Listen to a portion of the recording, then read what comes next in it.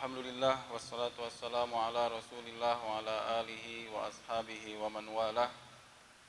Amma ba'du fa inna asdaqal hadits kitabullah wa khairal hadi hadi Muhammadin sallallahu alaihi wasallam wa syarrul umuri muhdatsatuha wa kullu muhdatsatin bid'ah wa kullu bid'atin dhalalah wa kullu dhalalatin finnar. Ikhwani a'azzani Allah wa iyyakum. Siang hari ini insyaallah kita lanjutkan materi kita mengenai kisah-kisah Rasulullah sallallahu alaihi wasallam bersama para sahabatnya, dan kita masuk ke hadis yang ketiga. Hari Sabtu kemarin hadis yang kedua. Agak dekat waktunya karena yang kemarin Sabtu menggantikan Ustadz Ujang yang berhalangan hadir, dan bidang dakwah meminta saya untuk menggantikan sementara. Hadis yang ketiga ini diriwayatkan dari Abdurrahman bin Abi Layla dari Al-Miqdad bin Al-Aswad, terkenal dengan nama Al-Miqdad bin Al-Aswad. Kalau namanya sebetulnya bukan Miqdad bin Al-Aswad, tapi Miqdad bin Amr bin Sa'labah Al-Qudai, dari suku Qudoah dari Hadramaut, dari Yaman. Kemudian ayahnya Amr itu dia pindah ke Kindah. Kenapa pindah? Karena di kampungnya, di Hadramautnya dia membunuh orang. Kemudian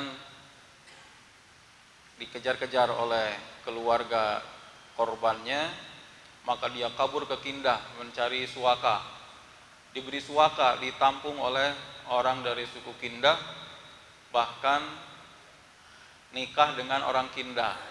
Maka dia dari tadinya Al-Qudai, Amr ini menjadi Al-Kindi karena tinggalnya di suku Kindah ini. Punya anak diberi nama Miqdad. Miqdad bin Amr bin Sa'labah.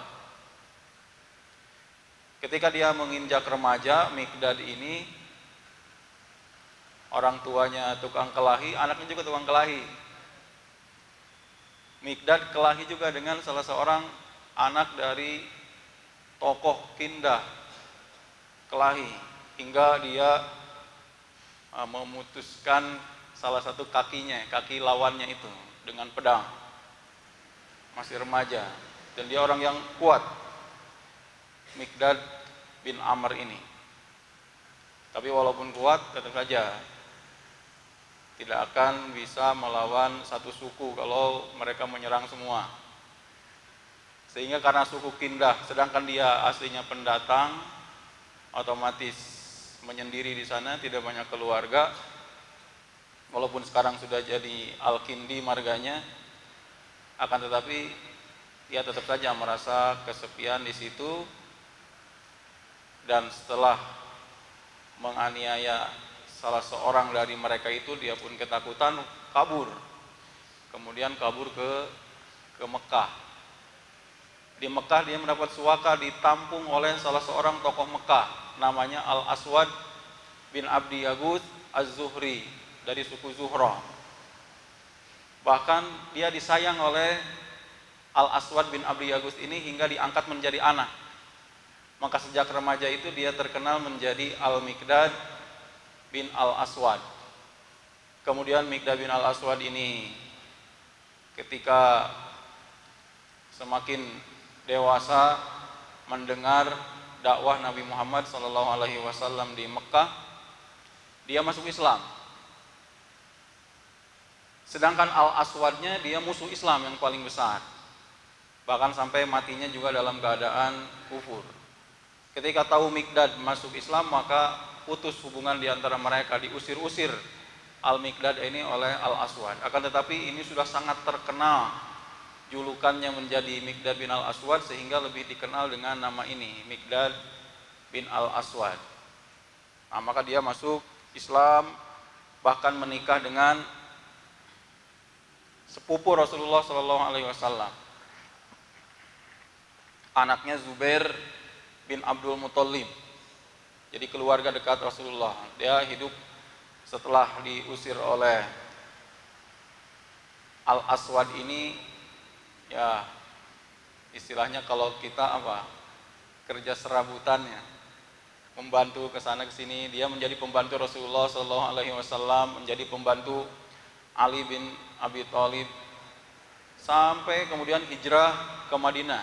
Dia ikut dalam 2 hijrah, hijrah ke Habasyah, dia ikut juga hijrah ke Madinah. Nah, yang akan diceritakan pada siang hari ini salah satu kejadian yang menimpa Al-Miqdad bin Al-Aswad ini di Madinah. Setelah hijrah ke Madinah, dia masih dalam keadaan kekurangan, dalam keadaan miskin. Lalu ini salah satu ceritanya sebagaimana yang diriwayatkan oleh Imam Muslim, juga oleh Imam At-Tirmidzi. Al-Miqdad menuturkan sendiri. Kata Al-Miqdad bin Al-Aswad atau Al-Miqdad bin Amr tadi, suatu kali saya dan 2 teman saya lapar. Nah, ini lapar lagi ceritanya ya. Kemarin Abu Hurairah tentang kelaparan, sekarang juga tentang kelaparan. Kemarin saya sebutkan bukan 1 hadis, 2 hadis yang menceritakan kondisi kaum muslimin saat itu serba kekurangan. Dan diantaranya ini juga hadis yang ketiga yang akan kita baca ini. Al-Miqdad menceritakan karena saking laparnya saat itu sampai pendengaran dan penglihatan saya kabur. Nggak jelas pendengaran saya, nggak jelas penglihatan saya. Dengan 2 kawannya. Lalu kami mencoba datang kepada para sahabat Rasulullah Shallallahu Alaihi Wasallam berharap untuk dijamu. Ternyata sahabat-sahabat Rasulullah Shallallahu Alaihi Wasallam juga tidak ada yang menerimanya sebagai tamu, tidak ada yang bisa menjamunya karena memang mereka juga serba kekurangan. Kalaupun ada, cukup hanya untuk keluarganya, untuk anak istrinya di rumah, tidak menerima tamu terlebih dahulu.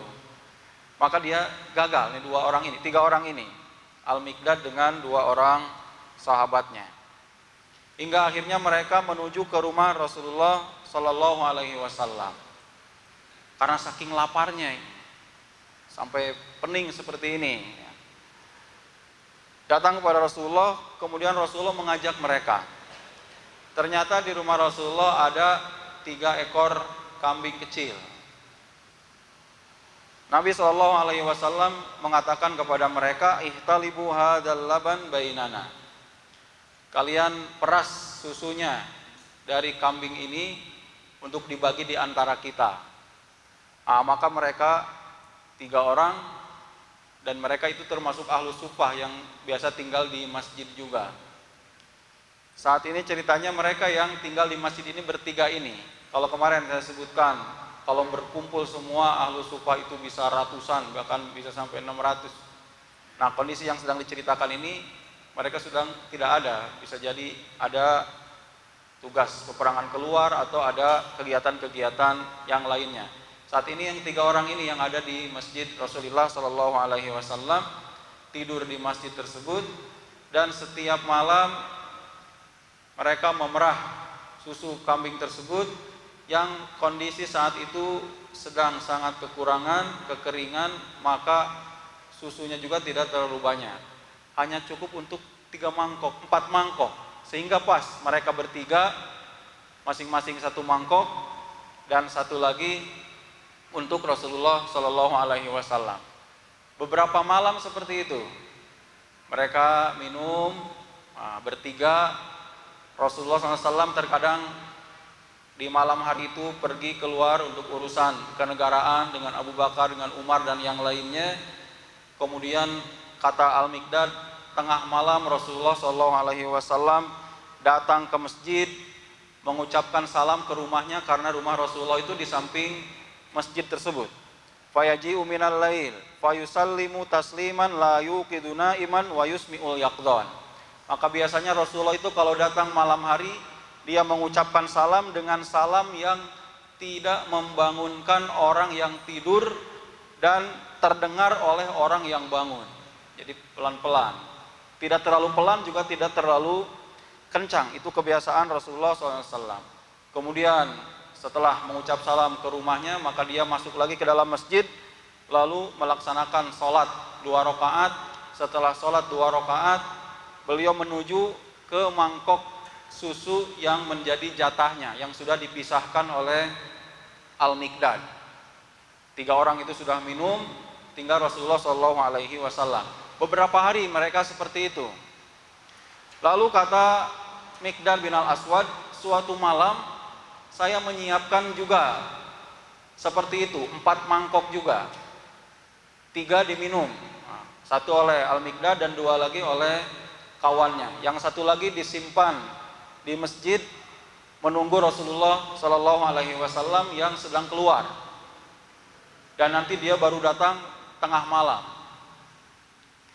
Ketika Rasulullah SAW sedang keluar itu, kata Al-Miqdad, syaitan mendatangiku, menggoda saya, padahal saya saat itu sudah minum jatah saya. Setan menggoda, kamu masih lapar, kamu masih lapar. Rasulullah itu sekarang sedang keliling ke orang-orang Ansor, ke sahabat-sahabat yang lain. Paling juga dia dijamu oleh sahabat-sahabat yang lain.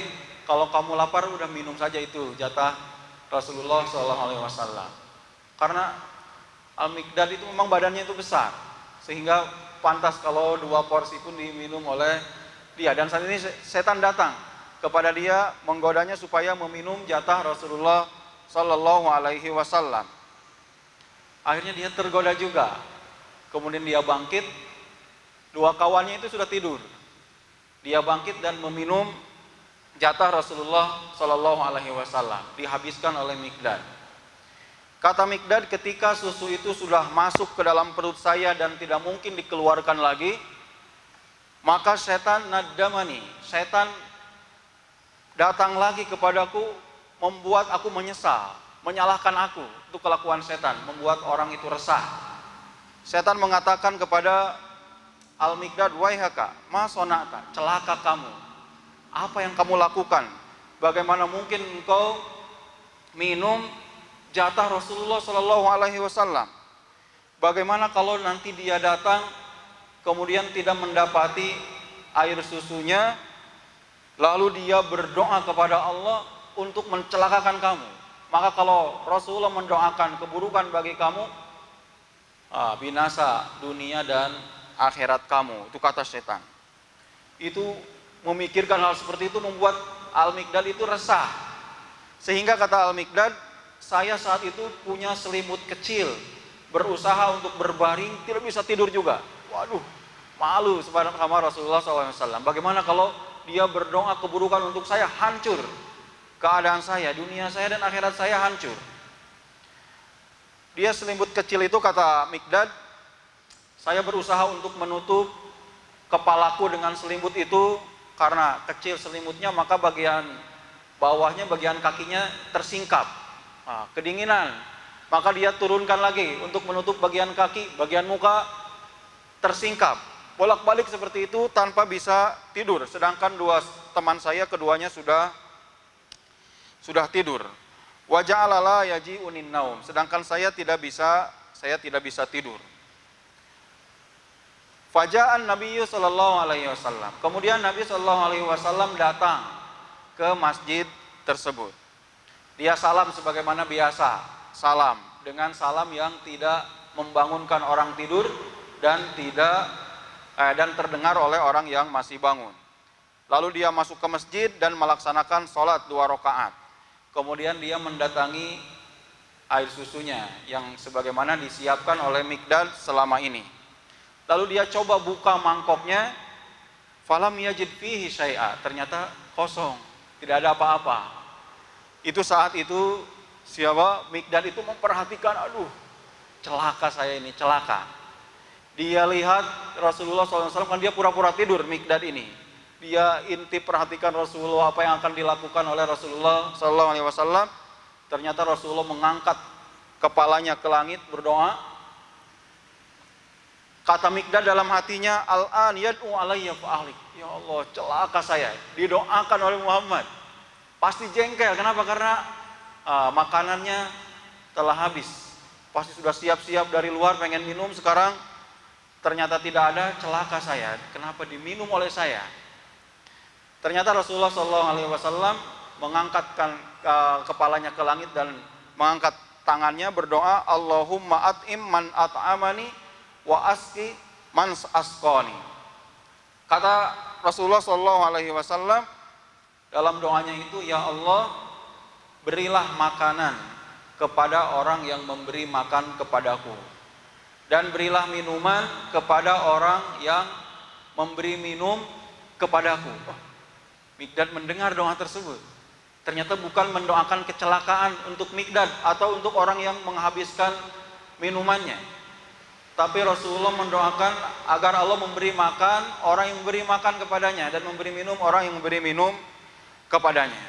Maka pendengar itu tertarik di Mikdad, yang tadinya ketakutan, sekarang saya harus mendapatkan doa Rasulullah tersebut. Maka diam-diam dia tarik selimutnya, dia bangkit bermaksud mencari makanan untuk Rasulullah SAW. Tapi dia putar-putar, makanan dari mana dia juga orang yang sangat butuh. Yang dia dapatkan, yang dia ingat hanya domba-domba milik Rasulullah SAW yang 3 tadi itu.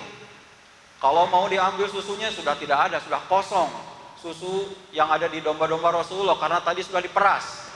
Yang saat itu memang musim paceklik, rumputan jarang, si kambing-kambing itu makannya jarang, minumnya jarang, sehingga air susunya juga sedikit. Maka yang terpikir oleh Mikdad supaya dapat doa Rasulullah SAW tersebut, dia ambil pisau, udah saja saya sembelih salah satunya supaya jadi makanan untuk Rasulullah SAW. Maka dia ambil pisau, kemudian dia bermaksud untuk memilih salah satu dari 3 domba milik Rasulullah SAW. Ketika dia datang, dia melihat hal yang tidak biasa. Apa? Kambing-kambing milik Rasulullah itu ketiganya nampak berisi. Wah, kok beda, jadi gemuk-gemuk begini.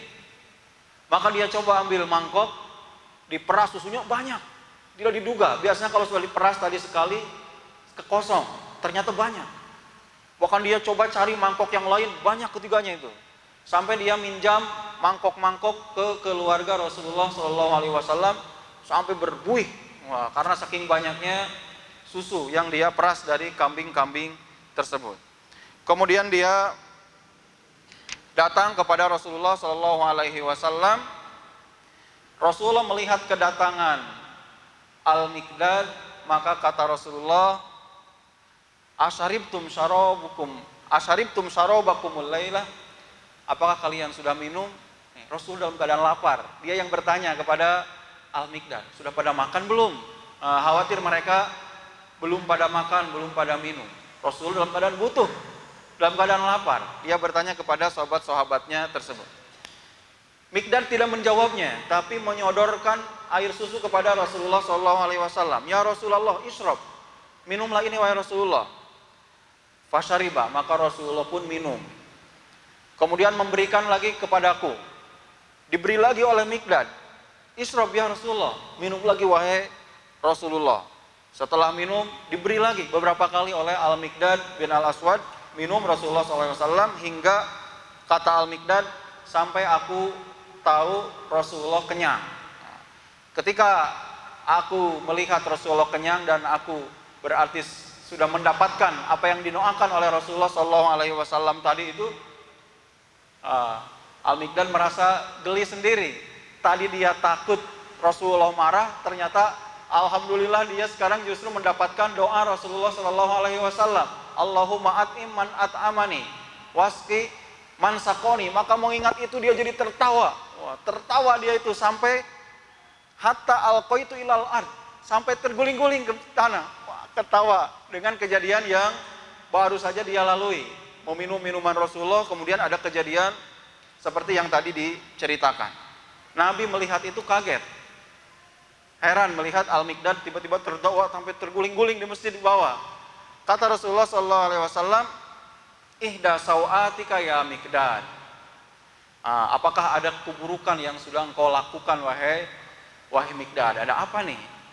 Pasti ada sesuatu ini sampai kejadian seperti itu. Maka diceritakan oleh Mikdad kejadian tadi kepada Rasulullah Shallallahu Alaihi Wasallam hingga dapat air susu, tiba-tiba banyak air susu di kambing-kambing Rasulullah Shallallahu Alaihi Wasallam. Mendengar penuturan Mikdad, maka Rasulullah mengatakan, mahadihi illa rahmatum minallah. Semua ini adalah rahmat dari Allah Subhanahu wa taala. Dalam hadis yang lain, semua ini adalah keberkahan dari Allah Subhanahu wa taala, bahwa kambing yang tadinya kering kerontang itu tiba-tiba berisi penuh dengan air susu. Kemudian Rasulullah mengatakan, kenapa tidak dari tadi engkau ceritakan dan kita bangunkan dua kawan kita supaya ikut mencicipi air susu yang barokah ini. Kemudian mereka pun membangunkan dua kawannya yang sudah tidur, lalu mereka pun minum air susu yang tadi menjadi banyak. Qala qultu, kemudian kata Al-Miqdad, walladzi ba'atsaka bil haqq ma ubali idza asabtaha wa asabtuha ma'ak man asabaha minan nas. Kata Al-Miqdad kepada Rasulullah, wah, saya sudah mendapatkan keberkahan dari Allah dengan minum susu ini, sebagaimana engkau juga sudah mendapatkan. Sampai saya tidak peduli lagi siapa lagi yang akan mendapatkan setelah itu. Kalau dalam riwayat yang lain, kalau saya sudah mendapatkan rahmat Allah bersama engkau, saya tidak peduli lagi siapa yang salah tadi itu. Kenapa? Karena rahmat Allah sudah didapatkan, sebagaimana yang tadi dikatakan oleh Rasulullah, ini adalah rahmat Allah yang diberikan oleh Allah Subhanahu wa taala kepada kita. Ini kisah yang dituturkan oleh Al-Miqdad bin Amr atau Al-Miqdad bin Al-Aswad. Saya ingin menyebutkan faidah-faidahnya insyaallah secara ringkas dalam 5 menit mudah-mudahan. Yang pertama, ini sebagaimana faidah yang di hadis yang pertama, yaitu gambaran kehidupan susah Rasulullah SAW, bagaimana perjuangan mereka dengan keadaan ekonomi yang seperti itu, keadaan yang serba kekurangan. Kemudian yang kedua, kurang makan dan minum terkadang melemahkan pendengaran dan penglihatan manusia. Maka walaupun kemarin kita ajarkan tidak boleh berlebih-lebihan makan, kenyang, bukan berarti juga harus lapar. Kita tetap berusaha makan secukupnya, makan yang halal. Ketika orang itu lapar, dalam kondisi seperti Mikdad seperti ini sampai pening, tidak bisa mendengar, tidak bisa melihat, ibadah juga tidak akan efektif. Tolab ilmu juga sama, tidak akan fokus lagi. Betul nggak? Ini masih fokus nggak nih? Masih fokus nggak nih? Kalau masih fokus berarti belum sampai kelaparan seperti Al-Miqdad dan dua kawannya. Kita tetap makan, kita tetap minum, tapi tidak berlebih-lebihan. Kalaupun kenyang, boleh nanti kenyang, nanti disebutkan dalam faedah-faedah berikutnya. Kemudian yang ketiga, Rasulullah adalah orang yang sangat dermawan. Meskipun dia kekurangan hanya sedikit, dengan susu yang ada pada kambing-kambingnya di musim seperti itu hanya sedikit, itu cukup untuk keluarganya saja. Kan tetapi melihat ada orang yang butuh, dia ajak juga. Karena dermawannya Rasulullah Shallallahu Alaihi Wasallam. Kemudian yang keempat, salah satu adab masuk rumah, yaitu Rasulullah SAW, salah satu adab datang ke rumah ketika datangnya itu tengah malam, yaitu apa? Dia tidak mengganggu orang yang tidur. Salamnya tidak terdengar oleh yang tidur, tidak mengganggu tidur orang lain, tapi terdengar oleh orang-orang yang bangun. Ini persis dengan pengajaran Allah Subhanahu wa taala dalam salat, tidak boleh terlalu keras, juga tidak boleh terlalu pelan. Wala tajhar bi sholatika wala tukhafit biha. Jangan menjaharkan salat kamu di tengah malam, juga jangan terlalu pelan. Akan tetapi pertengahan di antaranya. Ini juga sunnah bagi kita ketika datang malam hari, kita mungkin mengucapkan salamnya biasa keras-keras, dipelankan, atau bawa kendaraan kalau kira-kira mengganggu motor kita itu. Kemudian di malam, karena ini malam hari, lewat di gang misalnya, kita coba dorong lah, atau pelan-pelan. Yang terjadi sebagian kita sengaja malam-malam dengan suara knalpotnya yang bising, bahkan sengaja knalpotnya itu di racing supaya lebih kencang malam-malam, atau dengan suara-suara yang lain. Ini maknanya bisa diartikulasikan kepada segala hal. Di malam hari malah nyetel dangdutan atau nyetel apa itu? Musik-musik terdengar oleh orang yang sedang tidur, terdengar oleh orang yang sholat. Ini orang yang tidak pernah belajar hadis yang seperti ini. Kalau kita semua orang yang belajar perjalanan hidup Rasulullah SAW, orang yang tahu adab bagaimana masuk di malam hari ini. Budaya racing itu bukan budaya racing knalpot, bukan budaya orang yang mengerti sunnah, bukan. Itu kelakuan dari mana yang tidak tahu adab-adab, mengganggu orang lain. Yang seperti itu, saya pernah baca berita ada orang yang karena terganggu tidurnya lalu lewat motor di depan gang, depan rumahnya itu gang, karena jengkelnya, karena suaranya sangat bising, dia keluar bawa golok dibacok, mati orang yang pakai motornya tersebut. Bikin jengkel, akan tapi membacok juga ini bukan ajaran Rasulullah SAW. Kita sabar saja, meskipun jengkel sebetulnya. Ada yang di dekat masjid nyetel musik-musik, atau di samping rumah kita meskipun jengkel. Kalau bisa kita dekati dengan baik-baik supaya menghentikan hal tersebut, atau diajak ngaji, sehingga mereka tahu adab-adab sesuai yang diajarkan oleh Rasulullah SAW. Kemudian yang kelima, di antara petunjuk Nabi SAW ketika pulang dari pepergian, sholat 2 rakaat. Itu kebiasaan Rasulullah SAW. Kemudian yang keenam, boleh makan minum di malam hari, boleh. Makan minum kalau memang dibutuhkan, lapar di malam hari tidak ada larangannya. Coba konsultasi ke dokter Syam. Dokter Syam, biasanya dianjurkan tidak boleh makan minum di malam hari, jangan. Tapi ini real, saya pernah tanyakan ke dokter, bener enggak seperti itu? Malam hari tidak boleh makan, tidak boleh minum.